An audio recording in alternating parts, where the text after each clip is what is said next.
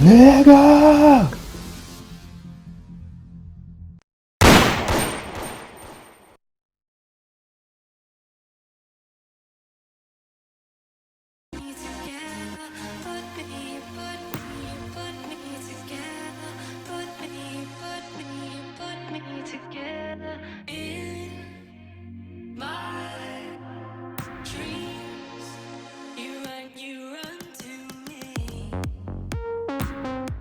Hey, it's John McEnroe. I'm the guy setting you up on court today. I'll be helping you play the greatest sport on earth. Let's get started with the basic lessons. First off, we're talking about how to move around the court and how to hit the ball. Let's watch a demonstration, and then you can try it out for yourself. In this demo, you'll learn how to reposition on the court and how to hit the ball back to your opponent. Let's get into it. One of the main things behind a quality shot is player positioning. To get a better position, always try to move back behind the baseline and to the center of the court after your swing. That way, you're best placed for the next shot. Standing back and letting your opponent's shot bounce will increase your chances of hitting the ball back at the optimal waist height. Use the move input to move around the court and reposition in the center of the court behind the baseline after each shot. It's a pretty common mistake to stay in no man's land. No man's land is the area just inside the baseline up to the service line. Hitting the ball from here is hard. There's less time to react, and chances are that's where your opponent's shot will bounce to. A ball hit at your feet just before or after the bounce is always going to be tough to control. If you want to hit the ball after the bounce, it's best to stand farther back. Get close to the baseline and allow yourself some extra time to set your stance and get a comfortable shot from the waist. That'll get you some extra control and a more effective aim on your next shot. Now the player's back in an ideal position. Let's see how to deal with an incoming ball. Look, it's not rocket science. Press down on one of the shot inputs and release once the ball's getting close. That's how you do it, playing with style. Okay, so quick recap. This is the stuff to take away from today. If you think you've got all that, we can move on. Or if you want to go back some steps, we can run through the demo again. Start off by hitting a few balls.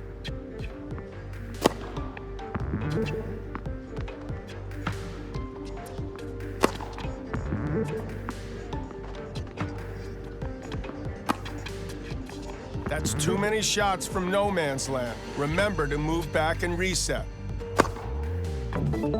After each shot, return to the center of the court behind the baseline to get ready for your next shot.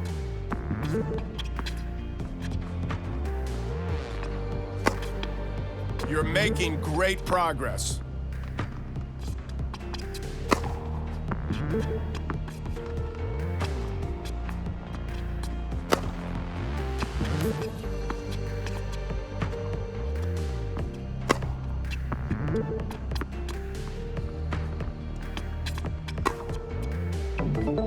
Great work.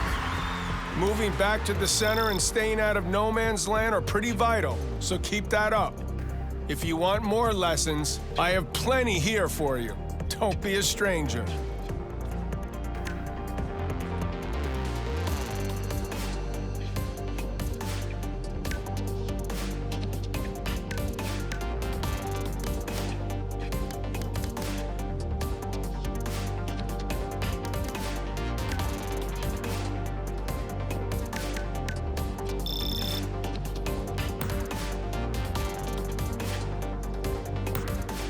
Hey, great to see you again.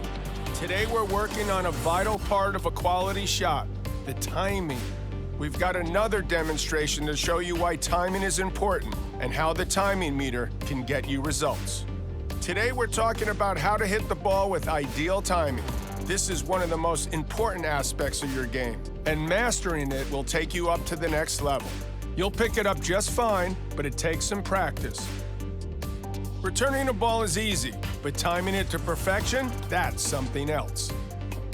Getting your swing at that exact right moment plays a huge part in your power and your precision. There's 4 possible results here. too soon, good, perfect, and too late. The ideal time to release the input is just before the ball reaches you. And just to underline, it's all about when you release the input and not when it's pressed. The timing meter is something you can use to know exactly when to release the shot input to get perfect timing. It appears above the player whenever there's an incoming ball. Releasing the shot input when the meter's in the green will hit a shot with perfect timing. Let's watch this player hit a few more balls. As you can see, hitting it with perfect timing gets you optimum precision and optimum power. Less than perfect timing? Not so much. The shot's quality will be lower and could give your opponent an opening. Release the shot input way before the ball gets to you or when it's gotten too close. Then the timing will be too soon or too late. Those shots are more likely to land into the net or head out of bounds. Okay, so here's a quick recap on what we've learned here. You think you got that? If not, we can run through the demo again. Let's have a warm-up. Hit a few balls, then we can focus on timing. Get it with the next ball.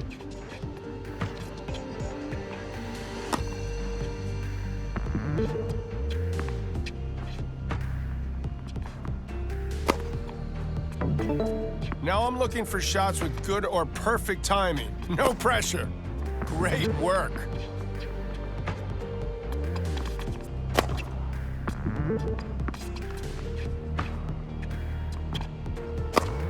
Yeah, you're really getting this.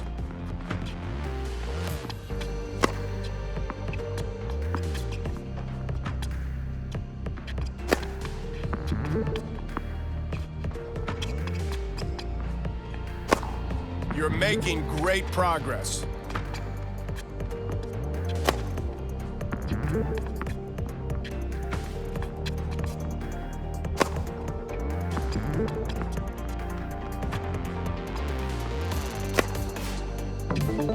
Good stuff. Remember that hitting the ball with perfect timing will always give your shot power and precision. I'll see you next time you feel you need another tennis lesson. I'll be waiting. Hey, great to have you back. Today we're aiming ground strokes and talking about how aiming relates to movement. We've got a demo ready to roll, so let's take a look. Okay, so today we're learning how to move toward the ball and how to aim your shot. You'll also learn the aspects of aiming quality and how to make your shots land close to a line. Before you know it, you'll be hitting winners left and right. To get there, though, first you'll need to move toward the ball using the aim input. In this example, the player's moving around the baseline to hit these shots. The important thing to understand when it comes to aiming is that you don't need to start aiming your shot early for it to bounce close to the line. You only need to aim with the aim input when you hit the ball. Up until that point, the aim input is used to control your movement. That means you can decide where to aim until the very last moment without losing precision. You can watch what your opponent is doing and decide where to aim right up to the moment you hit the ball. Let's drop the curtain a little. Here we're drawing an aiming arrow on screen to show the aiming direction when you hit the ball. Notice how pushing the aim input left and right will aim near the sidelines, and pushing the aim input up or down will aim near the baseline or net. So that's the direction of your shot covered. Let's move on to aim quality and how to make shots land as close to the line as possible. Pay close attention where this player is aiming.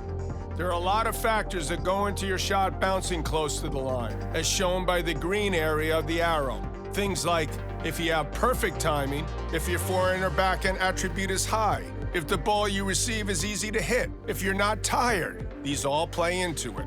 A ball is considered easy when it's slow, and if you can hit between waist and shoulder height. Let's go back to this player's aim. On the other hand, your shot is likely to bounce far from the line, where the arrow here is red, or even to go into the net when your timing is off, when your forehand or backhand attribute is low, when the ball you receive is hard to hit, or when you're getting tired. A ball is considered hard to hit when it's fast or low when it reaches you, or both. Look how this player pressed the aim input deep toward the right sideline. He hits the easy shot with perfect timing, and the ball goes in by the line and wins the point.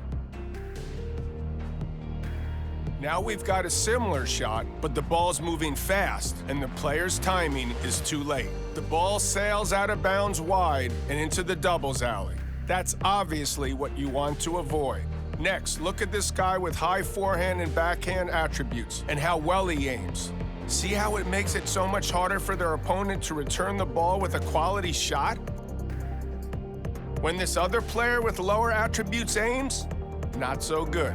They can't aim as close to the line as easily, making it far easier for their opponent to hit good shots and pile on the pressure. That's it for this lesson. Now get out there and put all these wise words into practice. I don't want them wasted.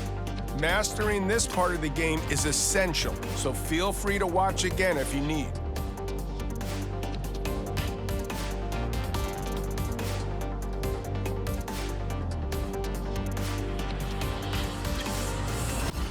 Here you can see an aim arrow, like we saw in the demo. This should help you understand when the transition from movement to aiming happens. Okay, start with aiming near the sidelines. All right, good. Now aim deep toward the baseline and short near the net.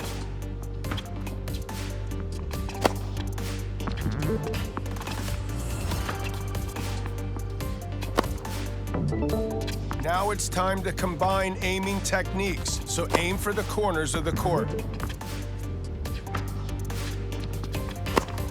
You're hitting a lot of shots in no man's land. Remember to move back and reset.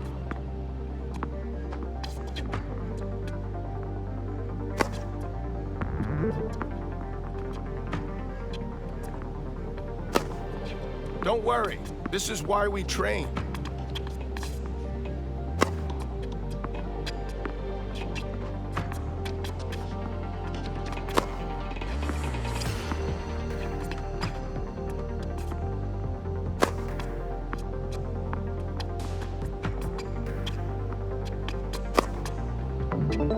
So far, so good, but we're gonna do one more round without the aim arrow and see how you manage. Great, nice aim.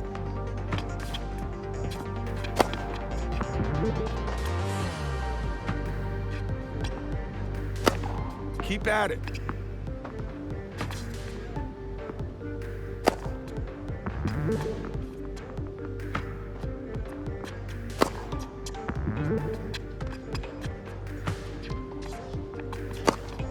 Try to avoid no man's land. Keep moving and stay in position.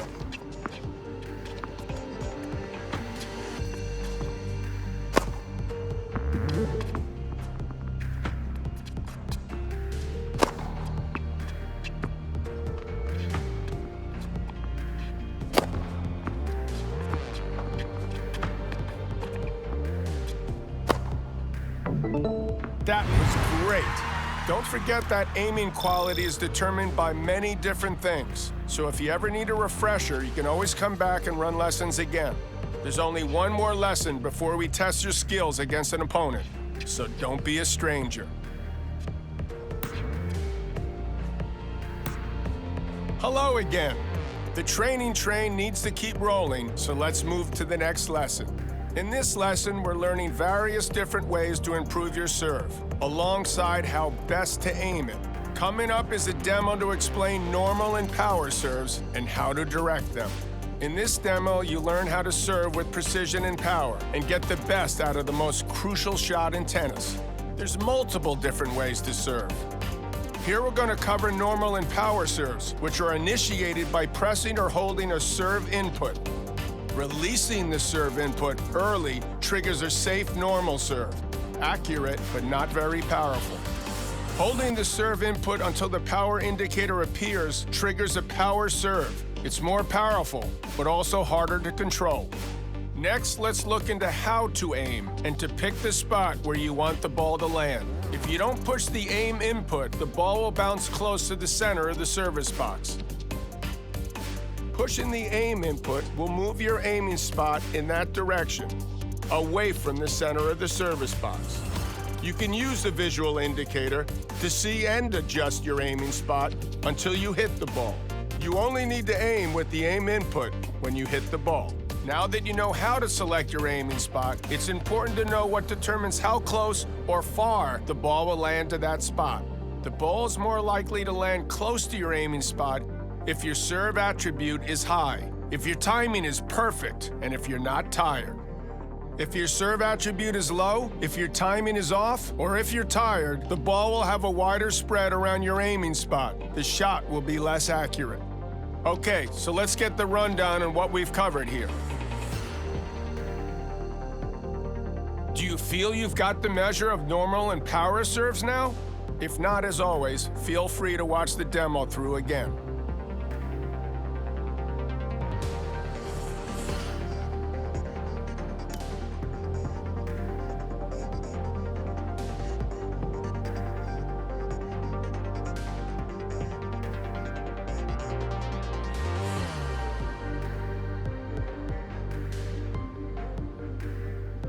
Let's start with some normal serves. Be sure to quickly tap the serve input. If you see the timing meter, you held it too long.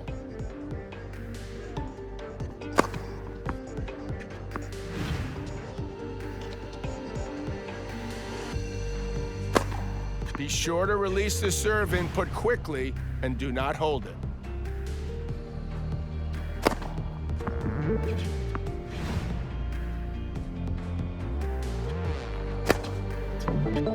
Okay, time to move on to power serves.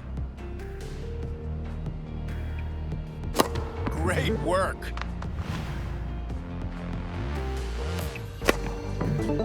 Go ahead and continue with power serves, but I'm also going to need you to nail good or perfect timing.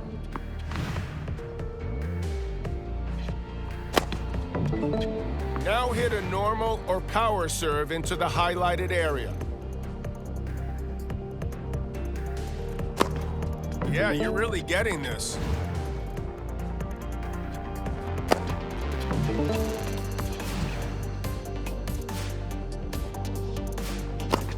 Get it with the next ball.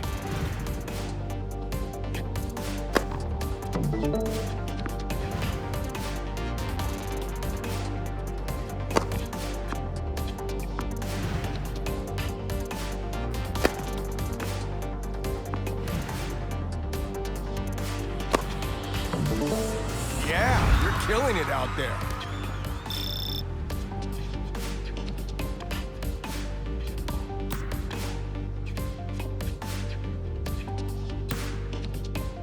This is going to be an exciting lesson. You're going up against a real opponent. Let's take everything you've learned so far and put it into practice. Remember to keep moving and position yourself correctly on the court. Pay attention to your timing and aim your shots to make them difficult to reach for your opponent and to open the court for your next shot. Now I want you to show me you understand everything we've covered so far. Play some points against an opponent and show your progress.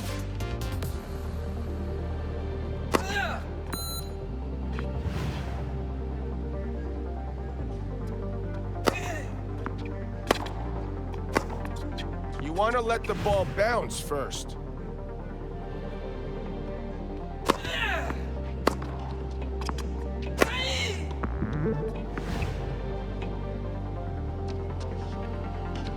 Don't forget that quality timing is critical when aiming serves down the tee or out wide.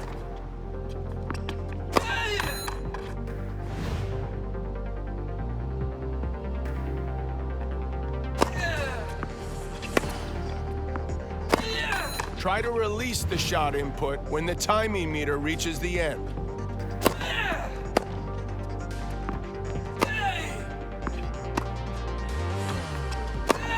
Release the shot input when the timing meter hits the green zone.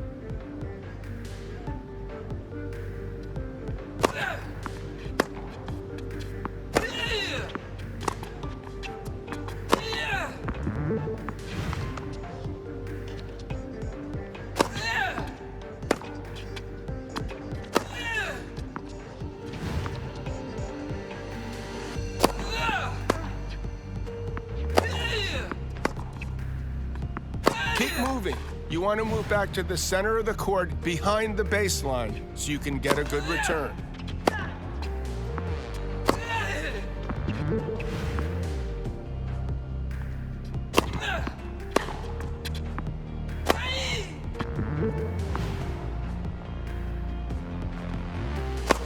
Keep it in between the lines.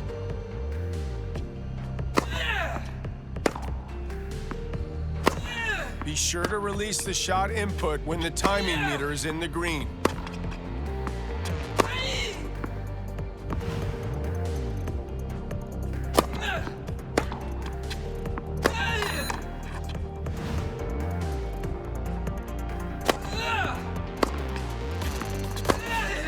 Really great work out there. If you want to take your game further, we've got more advanced lessons. And clearly, feel free to drop by and revisit these basic lessons whenever you feel the need.